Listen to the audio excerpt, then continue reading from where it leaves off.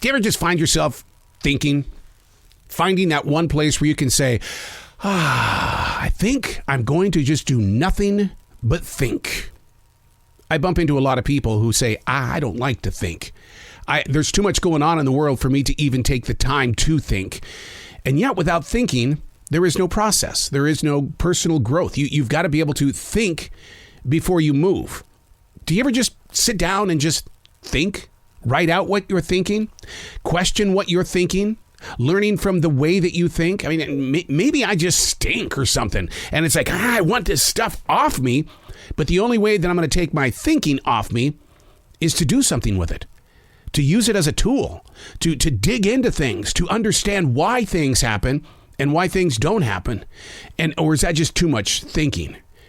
I love to think. I love sitting in a room with nothing going on except nature around me and just thinking about what, right? Whatever. That's the thing about it.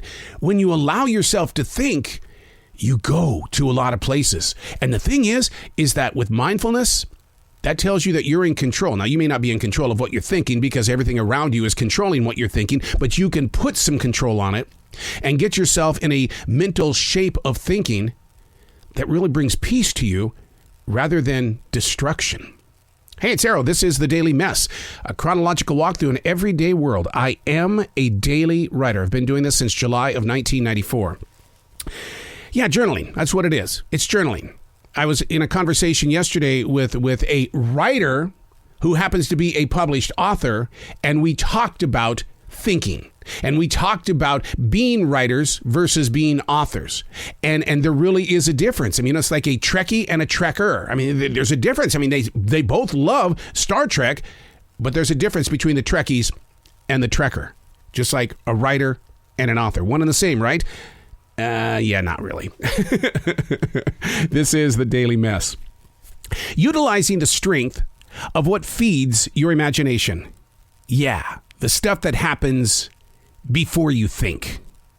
I mean, we've all been told life is a series of continuations, right? So something has to unfold before a thought breaks free inside of you and me. Learning to trust instinct. Damn straight I did some research on this, and that research shows our brains make up their mind 10 seconds before we realize it.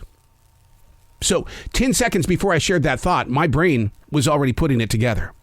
10 seconds before you think, your body is already moving, and you don't know it. That's the area that I want to study, to be fully aware before the ink becomes a stain. Is this why I find so much influence and empowerment in stream thinking? It's reaching areas of thought before the rest of me invites judgment.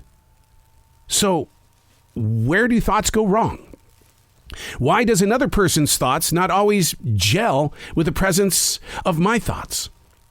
The series of continuations has changed this entire generation. An expert recently argued with me about the way that I think about this particular generation. They said I was wrong. I knew they would say that 10 seconds before I heard them. The way we think. The power of positive thinking. A lot of people depend on negative thinking to bring their art forward. So many comedians will tell you, yeah, I've come from a dark place. And from that darkness, there is laughter because so many people can relate with it. And see, that says there's a lot of bad thinking. And we're laughing because it's like, yeah, that's me. Woo-hoo. But how do you get your thinking under control?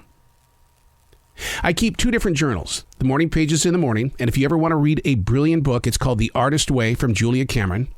I invite you to experience all of her books. But that's a journey. And you're going to change on that journey. And a lot of people around you are not going to like those changes. But you have to be able to handle it in your own heart that I am going into this to change my life. Because my present life, the way I think, I'm in a wrong place. The other journal I keep is a defrag journal, where I take thought and I break it down and break it down and break it down. And I get in arguments with my creative self and that inner core of myself, the subconscious up against the conscious. And you're not really tearing yourself apart, but you're making yourself aware of how you think. And through the powers of stream thinking, those questions come out from nowhere. I didn't even have time to even think about it. And all of a sudden I'm going, here is this question I've got to answer. And you do so with transparency, which comes to another question and then another question. And you try to build upon that. If you were to go through my defrag journal, you would be so incredibly lost because the power of stream thinking before you think, is so available. But in order to be available, I have to learn how to trust it. And it has to know that I'm going to learn from it. Once again, I challenge you. I invite you. Study your thoughts before they become thoughts. If it is a series of continuations, let's get before everything happens and see how your life changes. But you got to be willing to change. Because when you look in the mirror and that change is happening right there in front of you, and if you don't like it, you know what you're going to do? You're going to quit. And then you're going to go back to complaining about how things just don't feel right. I'm Arrow, and that's the Daily Mess.